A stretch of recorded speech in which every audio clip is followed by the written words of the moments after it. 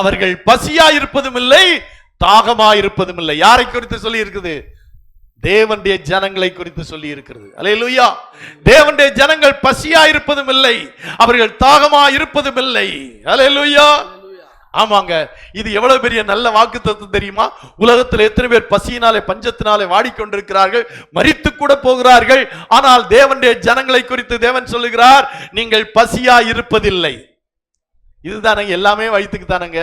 ஆனா வயிறு நிறைஞ்சிட்டா யோசித்து பாருங்க. அப்படின்னா தேவனுடைய ஜனங்களை அவர் பசியா இருக்க விட மாட்டார். அல்லேலூயா. திருப்தியாய் போஷிக்கிறவர். 5 அப்பத்தை கொண்டு 5000 பேரை போஷித்தார். எப்படி சொல்லப்படி? திருப்தியாய் சாப்பிட்டார்களாம். எப்படி சாப்பிட்டார்களாம்? திருப்தியாய் சாப்பிட்டார்கள். எவ்வளவு நல்ல தேவன், கொஞ்சம் யோசித்து பாருங்களேன். அல்லேலூயா. அவர்கள் தாகமாயிருப்பதில்லை, உஷ்ணமாகிலும் வெயிலாகிலும் அவர்கள் மேல் படுவதும் இல்லை. அல்லேலூயா. நீங்க எந்த வெயில்ல நடங்க, அந்த உஷ்ணம் உங்களை ஒண்ணுமே செய்யாது. அல்லேலூயா. அல்லேலூயா. ஆமாம், உஷ்ணமாகிலும் வெயிலாகிலும் அவர்கள் படுவதும் இல்லை.